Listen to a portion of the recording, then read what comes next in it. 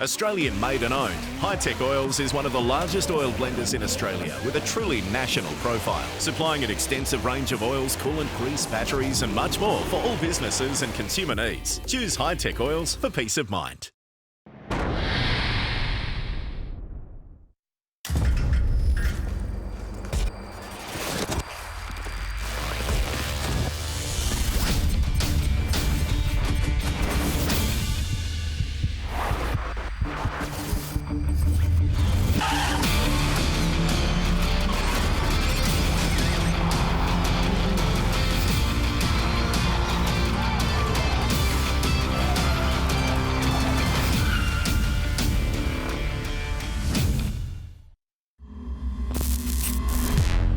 Germany, an industrial and motorsports powerhouse.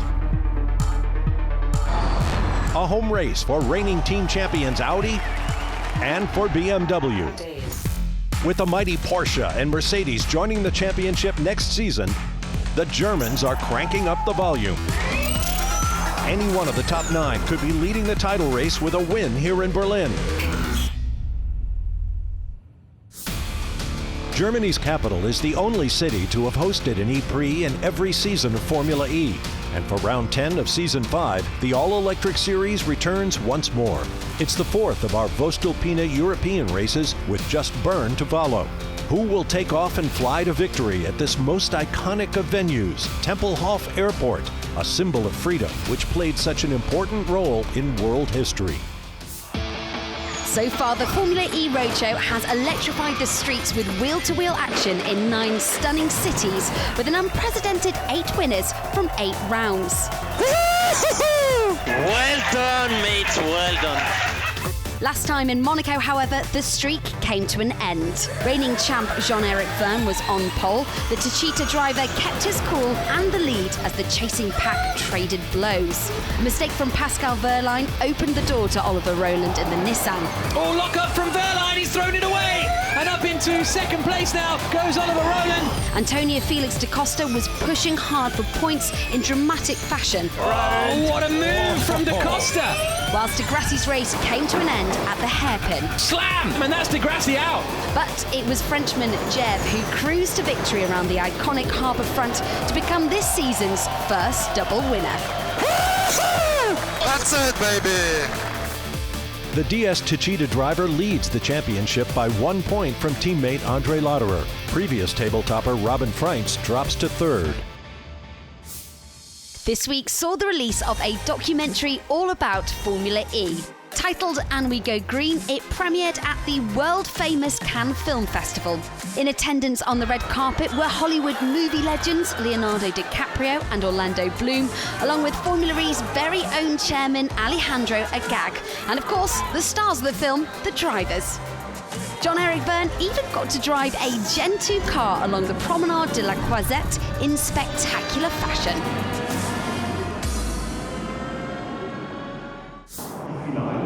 Before we head down to the grid, here's Jack Nicholls with the inside line on this 10-turn track.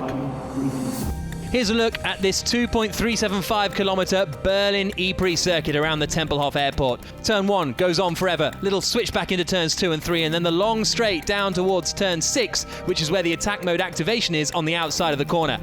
Turn 7 is the fastest left-hander on the track, and then down into the hairpin of turn 9, which is an excellent overtaking opportunity. Then the final left-hander at turn 10 brings you back out onto the start-finish straight to complete a lap of the track. Down to the grid here in Berlin, our championship leader, Jean-Eric Vergne, didn't make it out of group qualifying and will start in 8th. His DS Techeetah teammate and second of the championship, Andre Lauderer, will start at the back of the grid after failing to set a representative time. Last year's runner-up, Lucas de Grassi, has put his Audi on the second row of the grid. Starting on pole, however, will be Nissan's Sebastian Buemi, the Swiss who has won here on 2 previous occasions. Here's how the top 10 shape up. On row 5, Pascal Wehrlein. For Mahindra Racing, Jerome D'Ambrosio, his teammate. On row 4, Jean-Eric Vergne, the driver's champion, outside, and Antonio Felix da Costa inside. On row 3, Daniel Abt, the defending race champion, completing the Grand Slam here last year for Audi Sport, and Alex Lynn at Panasonic Jaguar. On row 2, Gary Paffett for HWA Race Lab. and Lucas de Grassi. And on row 1, Mr. Van Dorn for HWA and our pole sitter, Sebastian Buemi. Over now to your race commentators, Nick Heidfeld and Jack Nichols. We're delighted to welcome Nick Heidfeld. Nick, I think we're in for a good race here in Berlin. Yeah, Berlin has always shown some excellent races over the last couple of years. Already into turn 1, there might be a lot of action happening. Yes, indeed. Nick finished third here a few years ago for Mahindra, but now the focus is on the front row. Buemi versus Van Dorn. All 5 lights are on. And we go green in Berlin. Decent start from Buemi there. He'll have the inside line on the run down towards the first corner. De Grassi in the Audi tries to get up the inside. Quite conservative on the brakes. And Van Dorn slots in. There's the attack from Alex Lynn. Up the inside of Gary Paffett. Paffett goes all the way around the outside though and keeps hold of that 4th place just about. Daniel Apps trying to get in there. There's a few crunches. I think Oliver Turvey went into the back of Sam Bird. But Sebastian Buemi has managed to hold the lead. Wehrlein locks up. Oh, that was close because Verne was turning in. Wehrlein and Roland are now absolutely side by side as they come down towards turn 6 with Alexander Sims in behind. And there's a couple of the cars just covering the inside because it's such a wide entry into turn 6. There goes Sims up the inside of Roland. He can't get the job done. Very busy towards the back. But Nick, that was a good start from Sebastian Buemi, and the top 6 all in the same positions. Yeah, as you said, a few cars touching there, but it is common in Formula E. Obviously, I look more for the Mahindra's cars because I'm helping them, and for us it was not such a good start, still fighting around there. And in the beginning of the race, the first laps are very difficult because we have the battery which is full, and this makes it difficult for the braking to find the right balance for the system. It is brake-by-wire system now, and it's quite complicated. Into the first corner again, then at the end of lap 1 comes Sebastian Buemi, who is leading. And then we've got Sam Bird there, up behind the BMW of Alexander Sims as this gaggle of cars comes round again. And a bit of a crunch into the back. I think that was Lotterer into the back of Jerome D'Ambrosio, who's got Mitch Evans. And there goes Lotterer off the inside of Evans. It's so busy in the middle of the field. The cars stick together for lap after lap. How aware do you have to be on those opening laps in the middle of the pack? Well, this is probably the most difficult part of the race where you can win or lose the most. And as you know, we need to save energy. But actually in the first 1 or 2 laps, you don't follow the target. Otherwise, you just would be last and you cannot make that up. But by now, you try to look at the energy and try to save something because otherwise, at the end of the race, you will get caught out. We're on board with Lucas de Grassi, who's in 3rd place at the moment. Onto the brakes, into the final corner at turn 10, and accelerating out again. We've also got attack mode to be used twice, and you know what, de Grassi's pretty close to the back here of Stoffel Van Dorn. Attack mode is now open, so the drivers can activate their 25 kilowatt boost for 4 minutes, twice during the E-Prix. Buemi leading at the moment. Van Dorn in 2nd, and de Grassi in 3rd, but Buemi's not exactly getting away, and although Nissan have taken a lot of pole positions this year, they're very good in traction coming off corners, a lot of power. There's a summary of the attack mode procedures. The teams are saying that, and there comes de Grassi into 6. Lucas de Grassi up the inside, and that is 2nd place for the Brazilian. He gets past Stoffel Van Dorn. A straightforward maneuver there. Yes, brilliant, very clean, and I think now Buemi will be a bit more worried seeing de Grassi in his rear mirrors. We know all this is a very hard fighter, and let's see if Buemi, for sure, he would like to build a bigger gap now, if he can achieve that or not. I think Oliver Turvey's got some front end damage, front wing limping along. There you see him in the Neo and aqua and white. Here's a look at the replay on board with de Grassi. He was quite far back, wasn't he? But there he goes, Van Dorn deciding not to fight it too much. There's Alan McNish, the team principal of the Audi team. There you can see usable energy on the left-hand side. Everybody pretty much at 87%, maybe Gary Paffett and Alex Lynn slightly lower than the cars around, but in these early stages, and Paffett there covering the inside line a little bit coming into turn 6. Van Dorn has also locked up into 6th the last few times. There's a move up the inside, and that is D'Ambrosio past Turvey for 14th position. So that's a 1 place gain. Pascal Wehrlein in 9th place, so he made 1 position off the start. There's the move from Lynn. Alex Lynn up the inside. Is he going to feed Paffett into the wall a little bit? Abt goes through as well, so Gary Paffett uses 2 places, and there goes Da Costa as well. So Paffett loses 3 places in 2 corners. Was that a bit rude from Alex Lynn there, or okay? No, I think Paffett backed off too late. It was clear that it was not his corner. He tried to stay there. It was clear that it would end up in the wall, and then he lost even more. Yeah. So that is now Alex Lynn up into 4th place in the Jaguar. His best result since his return this season has been an 8th place finish last time out in Monaco. The races come so fast I forget where we are. But blur. Yeah, exactly. As we go on board now with Jean-Eric Vergne, then the championship leader. He's the next man to try and find Paffett. De Grassi up the inside. De Grassi into the lead in Berlin. Does the move into turn 6. And now let's see what the Audi powertrain can do. Then there's a look further back from Andre Lotterer. He's the next man to go past Oliver Turvey. Maxi Günther takes the attack mode activation, and he slots in back behind Robin Freitz, who has already taken his first one.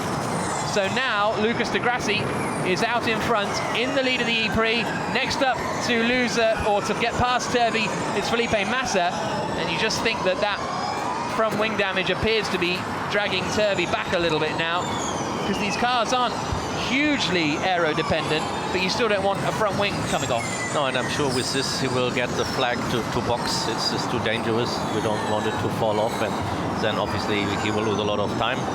We practice to change the wing, but as we don't have any pit stops, it's a huge downside. Also going past there was Mitch Evans. He's now got past Turvey and up into 17th place. De Grassi has really pulled away. He's 4 tenths quicker in the first sector of this lap. And Van Dorn is looking racy now to try and get past Buemi. Buemi in the Nissan, number 23. 2 and 3 in Japanese are Ni and San.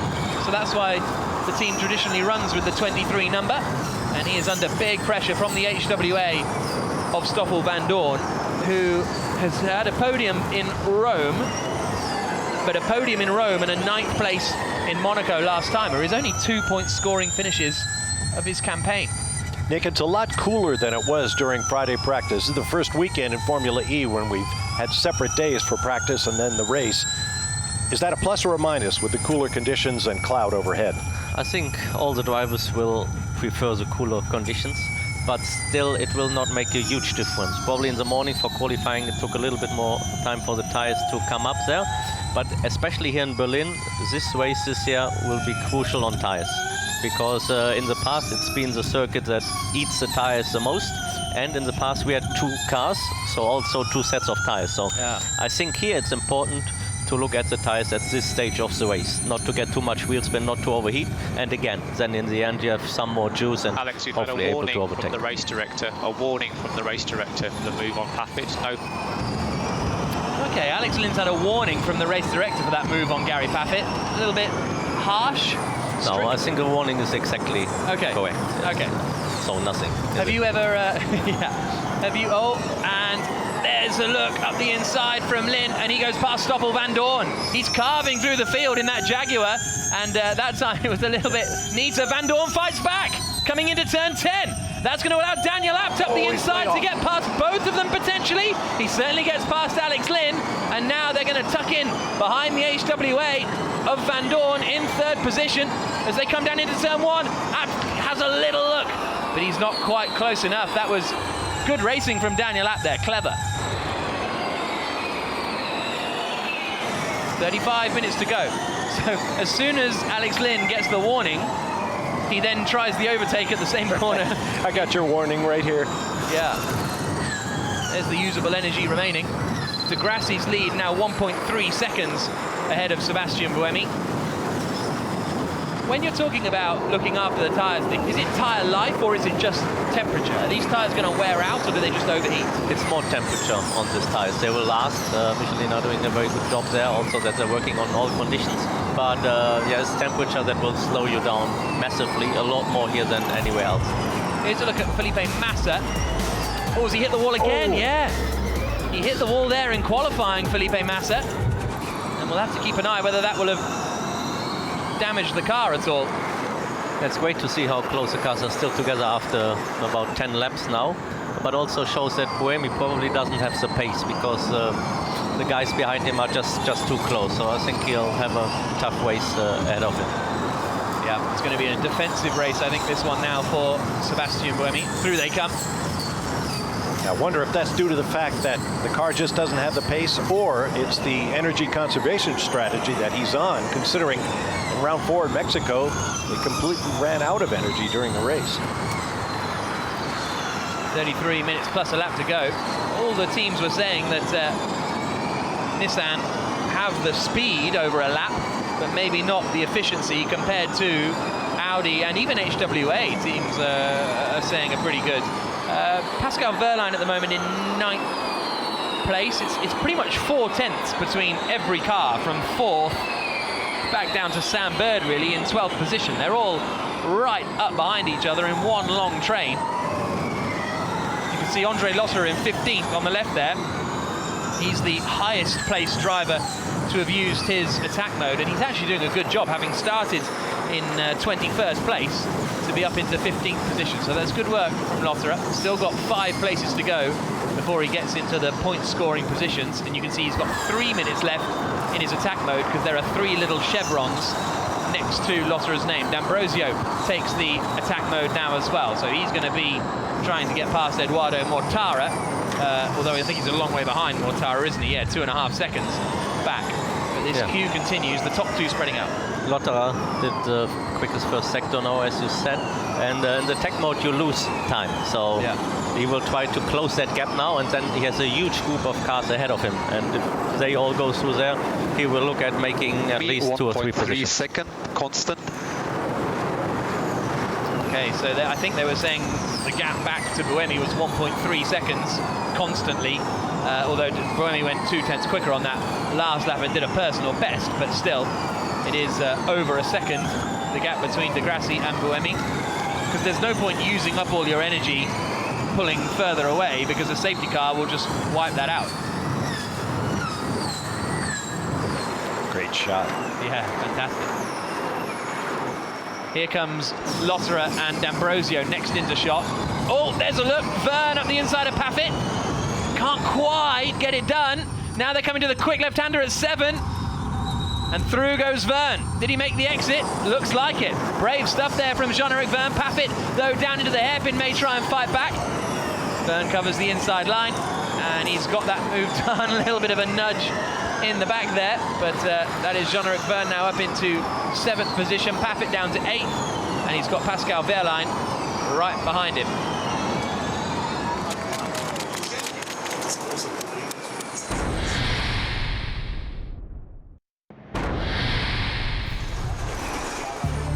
This is on board with Paffett, so Verne was almost alongside. Oh, and then into 7, you don't want to go side by side. No, it was quite brave there from Jean-Eric to make that move, because he was not properly alongside him, but I guess enough that Paffett realized he was there, didn't do anything crazy. You don't want to mess with Jeff too much. That sounds like personal experience there. Here's his radio. 7, X-ray, India, Charlie. There he is, giving a readout of the amount of energy he's got remaining in his car. And he is now up into 7th position. There's Lotterer coming through. Lotterer is almost on the back of that battle in front. My apologies, that was Verne we're watching, wasn't it? Verne, behind Da Costa, sorry. But you're right about Lotterer, who's right on the back of Jerome D'Ambrosio as he runs out of his first attack mode usage. But that is Lucas Di Grassi leading the way as he comes across the line to start the 14th lap of the E-Prix. Half an hour pretty much plus a lap to go, and he is 1.1 seconds ahead of Buemi. Then it's Van Dorn, Abt, Lynn, Da Costa and Jean-Eric Verne, that top 7 group. There comes Verne on the right-hand side in the black and gold DS Techeetah. And we go on board now with Antonio Felix Da Costa. Up behind Alex Lynn. As we go into the heads-up display, you can see now, you'll see him saving energy here on the right-hand side. You see where it says power pointing up. He'll come off the throttle there, coast for a bit, and then the regen goes down as well. That's when he's regenerating the energy. So that is what lifting and coasting is. Fully off the throttle for a few seconds, and then using the regen and the braking into the corner. You'll see it again here. Off everything, and then applying the brake and therefore regen into the hairpin. Bouncing over the curve there on the hairpin. Costa running in 6th place as it stands, as he comes out to complete another lap. Looks very controlled from where I sit. I would say he's not trying to attack at the moment, but rather looking after the tires and especially after the energy, and then later in the race use that to make a move on one of the long straights. I think Pascal is in a different attitude though. He's right behind Gary Paffett. They're about to come through shot there. Paffett followed by Pascal Wehrlein. How impressed have you been with Pascal this season? Because it was, you obviously assumed as an ex-Formula 1 driver and DTM champion he'd come in and do a good job, but he's really done a good job. No, he's impressed us a lot. There have been a lot of people coming into Formula E struggling. There's been the one or other exception like Jeff when he came in, but most people took a long time. Oh, interesting. Verne's taken the attack mode and then slices back through and goes up the inside of Paffett. So that was decisive stuff from Verne, and that has almost not cost him any places where it could have done before. And here comes a look up the inside from Roland. Roland decides to pounce on Pascal Wehrlein. They have a bit of rubbing, and he's bumped into the wall, and Sims goes through as well. Was not very safe, mate. Oh. And then Sims in the back of Roland, and that was Verne on the radio saying that was not safe. They obviously thought they had enough of a gap to come out in front, but they did not. Here we go with Wehrlein. Can he try and get back past Sims? Sims wants to have a look at Roland in the Nissan. And around the outside goes Bird now on Eduardo Mortara, as they do battle for a 12th position. But yeah, a couple of places lost there for Pascal, just as we were talking about how great he is. Yes, he's done very well, especially in qualifying. Probably yesterday was one of the exceptions. He struggled with the rear end of the car. But yes, he's been in Super Bowl many times, one of the best positioned drivers yet. And there, through the attack mode activation then, goes Da Costa, because Verne taking it basically released Da Costa behind to be able to take the attack mode and not lose a place. So still, we've got the top 5 with 2 to use. Great racing. And are you involved in the action? No, you can be. You can race alongside these Formula E stars live in real time. It's called Ghost Racing. Download the free app and get on board. 26 minutes plus 1 lap to go. Lucas Di Grassi is ghosting away at the front of the field at the moment. 1.1 seconds ahead still. Here's a look from Bird to the inside of Mortara. Mortara closes the door. How long? Bird around the outside, all the way around the outside of Mortara. Yes, good move from Bird. Managed to hang it in there. He's in attack mode at the moment, so that gave him a power advantage down the straights. And he managed to just cling on around the outside, where he and his teammate Jose Maria Lopez hit each other a couple of years ago. There now through attack mode, that's Alex Lynn. And he loses out to the BMW now of Da Costa. And also going through is Mitch Evans. And he is not going to lose a place. Oh, Massa getting a bit sideways as he came back onto the racing line there as we go on board with Felipe. Robin Freins hasn't made much progress. He started 22nd and he's only up to 19th at the moment, which will be a bit frustrating for the Dutchman. Especially since Andre Lauderer started 21st and he's up to 14th. Yeah. 24.5 minutes to go in an interesting BMW I Berlin E-Prix presented by CBMM Niobium. Da Costa sets the fastest lap of the race. Di Grassi a second clear of Buemi, who's half a second ahead of Van Dorn. The gap from Di Grassi to Buemi is very consistent at 1.2 seconds, which surprises me after he cruised past so easily. And I think as soon as he gets near somewhere 1.5, 1.6 seconds, he might try to take the attack mode. It's getting into that window now. Through the attack mode activation zone goes Daniel Abt. He's going to come out behind the Jaguar of Alex Lynn, but then to the inside of 7, and this is going to give Verne an opportunity to get a run on both of them as they come down to the hairpin at 9. Lynn goes to the inside, Verne to the outside in the black and gold to Cheetah, and he can't quite get it done. He's running out of power. Yeah. Or attack mode, I should say. Oliver Rowland's now been giving a race director warning. I guess for that move at the hairpin where he pushed Verlaine close to the wall. Okay, good move. Da Costa still have 1 lap in attack mode. Da Costa still 1 lap in attack mode. I'm saying Da Costa still has 1 lap in attack mode. 23 minutes plus 1 lap to go. De Grassi gets it up to 1.5 seconds now, the lead at the front. Da Costa in third is now only 4 tenths behind Buemi, 3 tenths behind Buemi.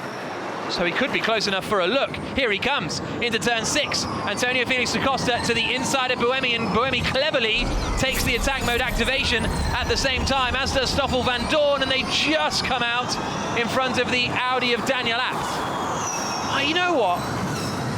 I really like attack mode. It's really just kind of mixes things up a little bit with this strategical element. I wasn't sure about it when it was announced, but I think it works, Nick. Yeah, I like it as well. It works out very well, and I think All Daniel cars is behind have gone attack mode. Daniel is doing a good race. As you said earlier, he was quite dominant here last year for Formula E terms, and he's fighting his way up through the field now. It's especially effective when you put the attack mode activation zone where a driver comes flying into his pursuer's blind spot, as we saw earlier with Verne and Abt and so on.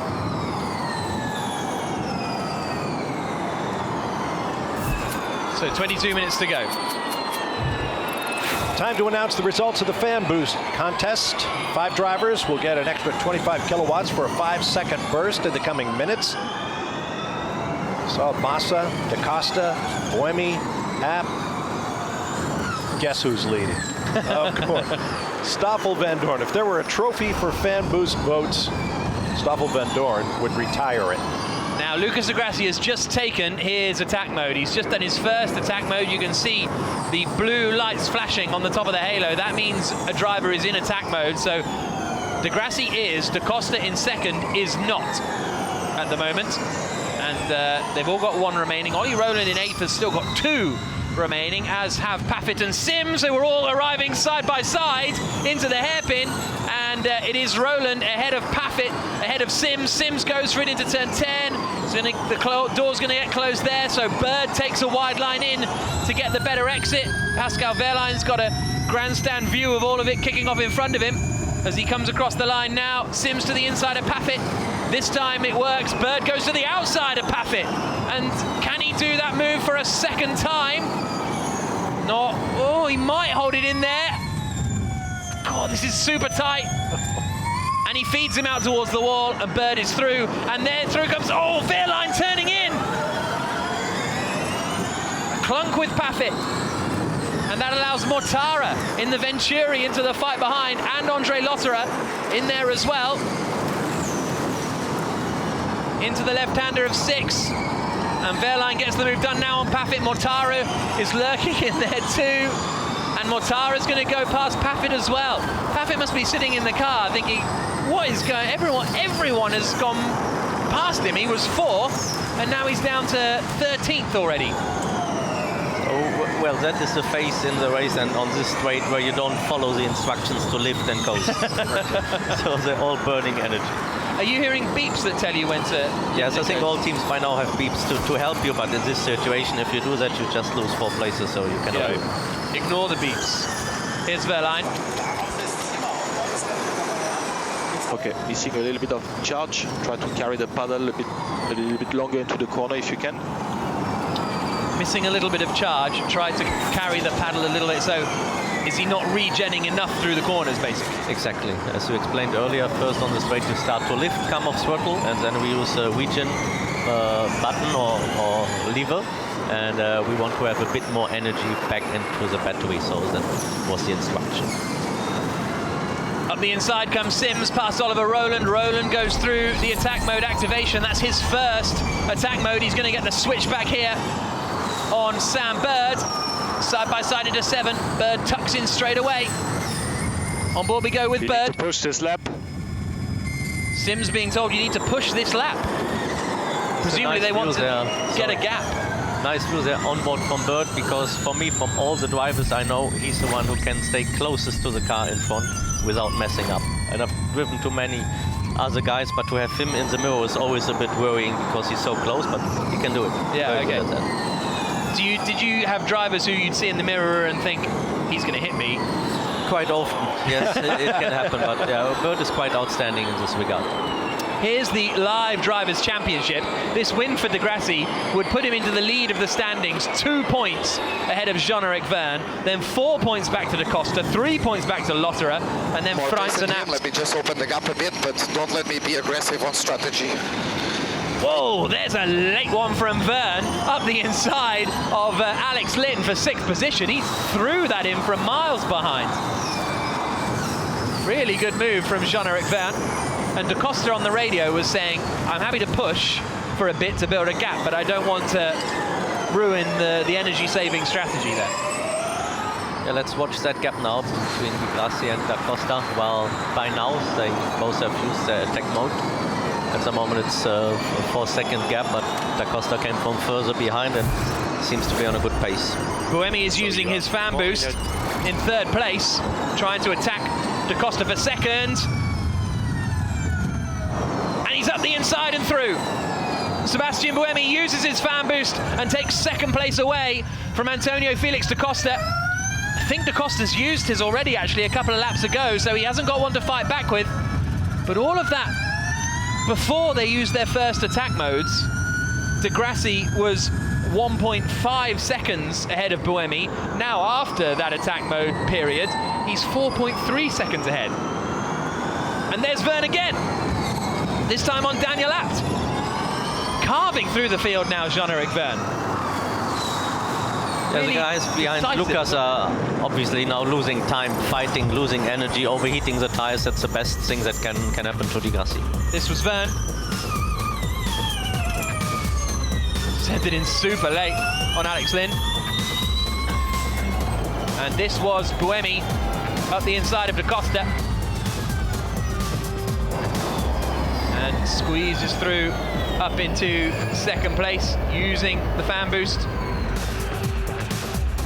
And this was Verne's 2nd move at the same corner. Oh, he came from a long way back there, didn't he? Abt just saw him coming at the end. But now, with de Grassi leading the way, it is Buemi in 2nd, it's Da Costa in 3rd, Verne in 4th, so Verne's now got past Stoffel Vandoorne as well. 1 second from P2, 1 second from P2. Oh, and that's Alex Lynn. That's Alex Lynn on the start-finish straight. What has happened there? Verne again! This time up the inside of Da Costa. Da Costa fights back into the quick left-hander of 7. Whoa. He holds the place for the time being in the BMW, but Verne is looking racy. That's Vandoorne on the outside in the HWA. Oh! Full course yellow in 5, full course yellow coming. 4, 3, 2, 1. Full course yellow, full course yellow. Be aware of the car in turn 10. Full course yellow deployed, and so it seems as though Alex Lynn, here's his radio. That's very strange.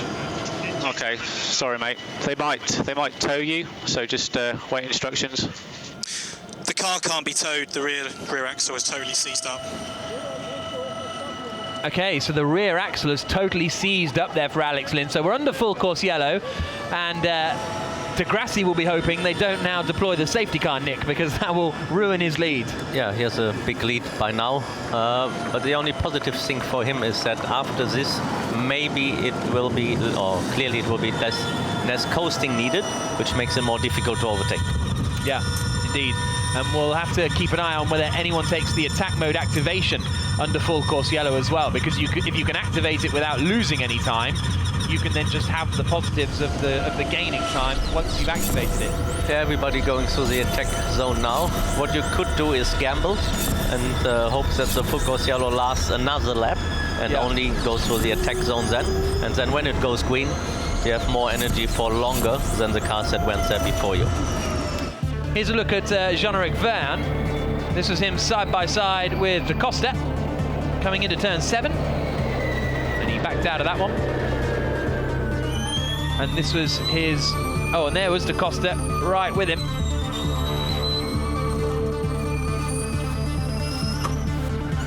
This is a look back from Buemi. Loves to send it into that corner, Jean-Eric Verne, but Da Costa saw it coming, really, and responded well.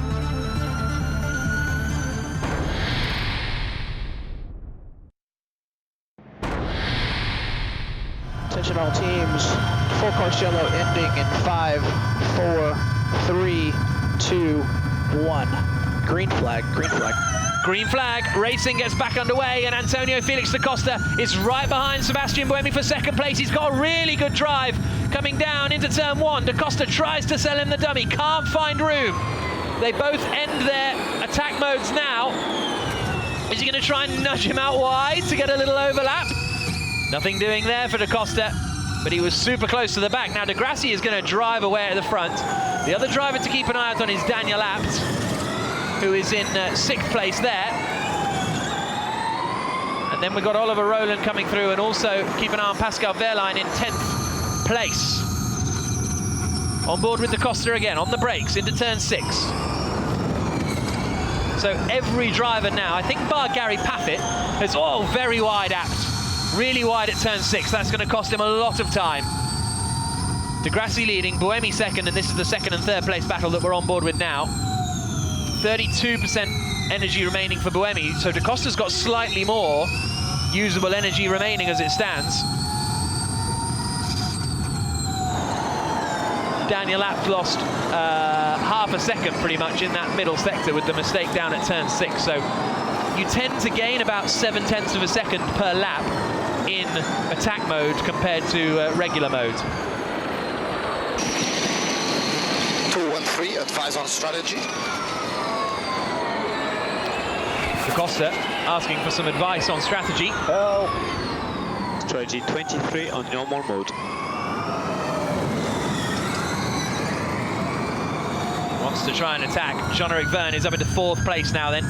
He's carving his way up the field. A shame for Alex Lynn, that retirement, actually. We didn't really cover it, but he's, you know, qualified very well, raced pretty well in the early stages. Could have really done with a good result. Yeah.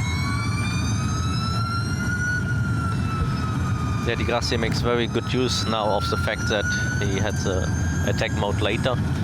Pulled a good gap already now, up to 3 seconds, whereas or just after the full course yellow was a bit more than 1 second.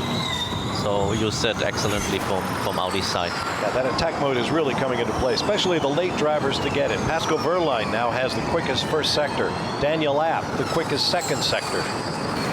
And Lucas De Grassi, the fastest lap of the race. Right. The guys with all that extra power. And the 2nd place driver, Andre Lotterer, is in the pits. 2nd place driver in the championship, I should say, is in the pits. I was looking for him because 2 weeks ago in Monaco, he came from the back and finished 7th. He told us before the race he was going to try to do the same today. He got all the way up to 11th, and now he's 21st, as you said, in the pit lane. Oh, Da Costa defending going into the final corner. This is a replay of Jean-Eric Verne sending it up the inside of Da Costa, and there was a bit of a bump in there. And Verne, that's how he got through into 3rd place. And here's Van Dorn on his fan boost.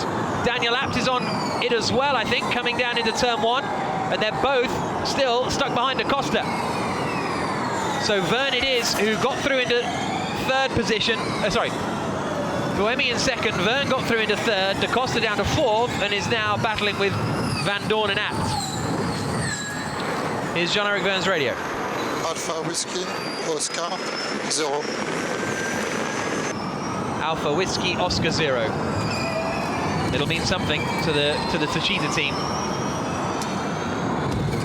Yeah, actually, Mahindra just started with that encryption a couple of races ago, actually last year, and then other people took it up because we can all listen to the radio, as you guys here as well. And so you knew what the numbers meant from the other teams before? No. Oh, well, before was mainly speaking about laps remaining and the energy you had in the car. Yeah. And now you do it in a way that the others don't know. Okay, interesting. That's the reason for those strange numbers. Here's Verne's radio again. Give me the target I should hit because the bar graph is too far. Vern asking for more information. Is it simple, the code, or does it take some getting used to? You have to get used to it in the car. For us, it's alpha, beta, blah, blah, and numbers. And then they have their little table in the back, and then they can figure out what it is, but the others obviously cannot. And as I said in the past, we spoke about energy, but there's more information, because the team gets some information from the car, but not all. This is why we have to speak to them.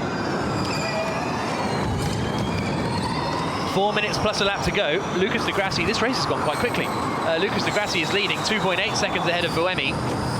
Buemi was 0.6 of a second quicker than Di Grassi on that last lap, so the gap's coming down a little. Vern in third, 1.1 seconds away from Buemi. Then it's a second back to Da Costa. Gary Paffett's dropped down to 16th place now. We saw Lotterer retiring from the E-Prix, so we'll try and get to the bottom of what happened with Lotterer's car as the full grandstand comes through.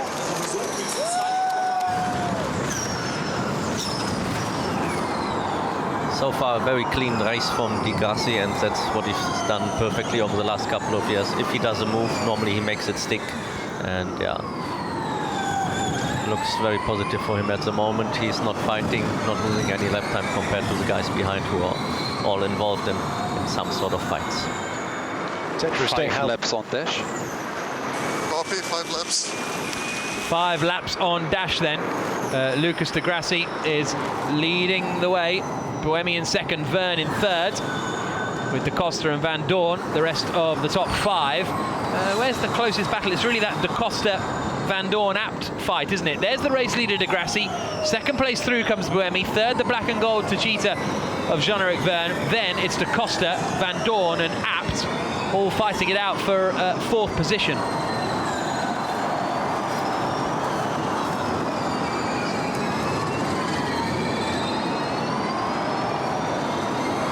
Two and a half minutes plus a lap to go. As Di Grassi comes into the first corner again. And yeah, he was sitting there around 1 second in front, wasn't he? And then suddenly he disappeared, and now he looks confident. McNish doesn't look too confident. A little bit nervy still. It's not over till it's over. Here's how the championship stands at lap 34. Vern now would go up to 102 points, 6 points clear of Di Grassi. There'd be 19 points from 1st to 5th, so really the top 5 would take a big step away from everyone else in the championship, I think. And that Robin Fries is still down in 13th place. We go on board with Jean-Eric Vern in the heads-up display.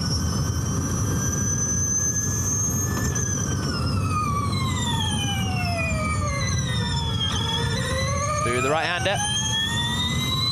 There's going to be 3 laps to go at the end of this one.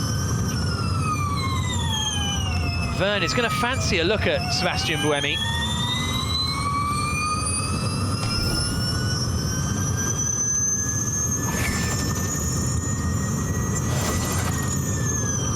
Lucas Di Grassi won in Mexico City earlier this year, so it would be his second win of the season. That was the best finish of the year as he dove past Pascal Wehrlein in the final meters of the race. But Buemi, look, is on 11%, Vern's on 13%, so he's got quite a big energy advantage. 3 laps, 3 laps. 3 laps, confirm, 3 laps.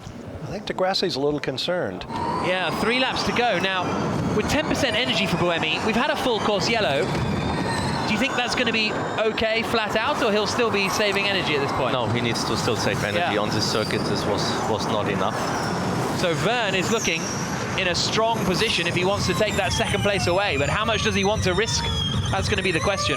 And Di Grassi will be happy with Buemi being the buffer between him and Vern, and will hope that he stays behind Buemi for as long as possible, because he's also got quite a lot more energy remaining than Di Grassi. And you same energy, Jeff on P3, 2% more than you. So they are now coming across the line to start the... Oh no, Di Grassi's already come through, hasn't he? There he comes into the right-hander. And the clock ticks down to 0, so this is the penultimate lap of the race. Verne has not got long to make it work, and also the same is true of Da Costa, Van Dorn and Abt. Nose to tail. Down the back straight into 6. Let's listen to Da Costa how much he's saving. He's pretty on it, isn't he? Van Dorn covers the inside. Daniel Abt tries to get the cutback coming into 7, but he's not close enough. We're on board with Daniel Abt in the Audi. Won here last year. Yeah, at the moment, actually, the pictures we've seen, it doesn't look like they still need to do lift and coast, which would make it a lot harder to overtake, obviously. Yeah, it would be relief for Sebastian Buemi. Out of the final corner comes Lucas de Grassi to start the final lap of the race. That's last lap. Check remaining energy. Check remaining energy. All good, all good. De Grassi saying it's all good, and Verne isn't quite close enough to Sebastian Buemi in second place to make a move. Alexander Sims is up in 7th place, only a couple of spots behind his teammate Da Costa, so that's good work from him, having started 11th. A battery issue for Andre Lotterer has put him out of the race, according to the DS Techeetah team. Verne, no, he's not, is he? I thought he was for a moment, but maybe just trying to put Buemi off a little on the last lap. Look at that, nerves for Francois Sicard. Oh boy, you saw a lot of red up there in terms of remaining energy. Couple of corners to go. Verne looks a little too far back to make a move as they come towards the final corner. But 1 year ago, it was Daniel Abt who dominated for Audi in Berlin. They haven't had the strength that they had last year this season, but it is a victory for Audi again in Berlin. Lucas de Grassi wins. Well done, well done. Reminder, brake integral, throttle overlay and braking. Well done, mate. Lucas de Grassi takes the victory. Yeah! Woo! High fives and handshakes all around at Nissan. A thumbs up. They're satisfied with that job that they have done. But it's Lucas de Grassi who is victorious and celebrates as he makes his way around the circuit. Yeah! Come on! Lucas, it's Jack. Congratulations, another win for Audi in Germany. Hi, Jack. Amazing race. Super hard on energy. It was super tricky out here. A lot of tire wear, but we managed. Amazing. Thank you very much. And you're right in the championship fight now with just 3 races to go. We worry about the championship later. Now we celebrate the victory at home. Okay, congratulations. Well done. Second double winner of the year, joining Jean-Eric Verne. Lucas de Grassi stands on top of his car, and once again, Audi Sport win in Germany. Here's a look at the provisional race classification. Lucas de Grassi picks up his second win of the year, following on from Mexico City. Sebastian Buemi, some badly needed points for Nissan Edams.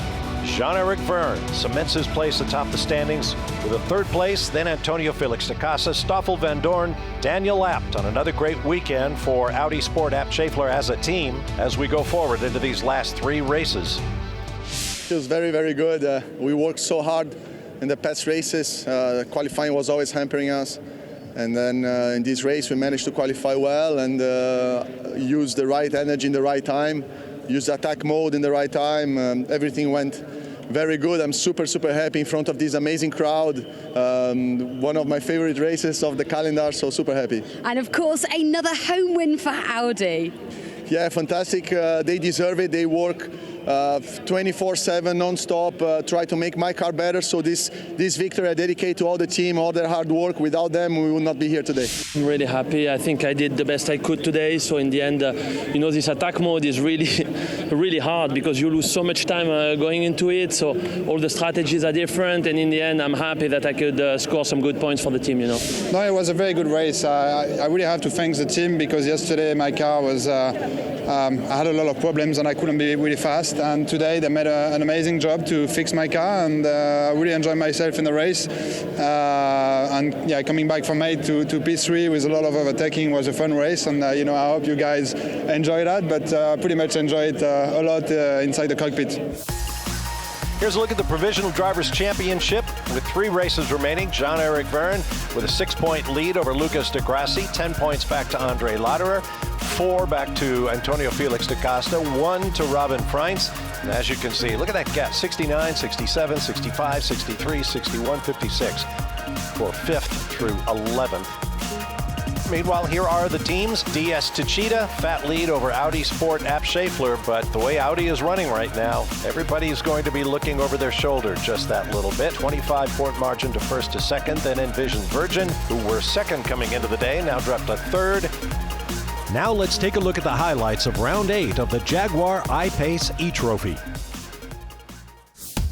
The Berlin round of the Jaguar I-Pace E-Trophy got underway. It was a pretty decent start from all of the front runners, running line astern into the first corner. It was Caca Bueno who started on pole position and led the way ahead of Jimenez. Good move from Adam Carroll. He went up the inside of Sellers, but then Catherine Legge inadvertently hit Bander Alasai and sent Alasai out of the race. And then Adam Carroll lost it, but it cost him the position to Sellers, and that would be the battle for 4th place over.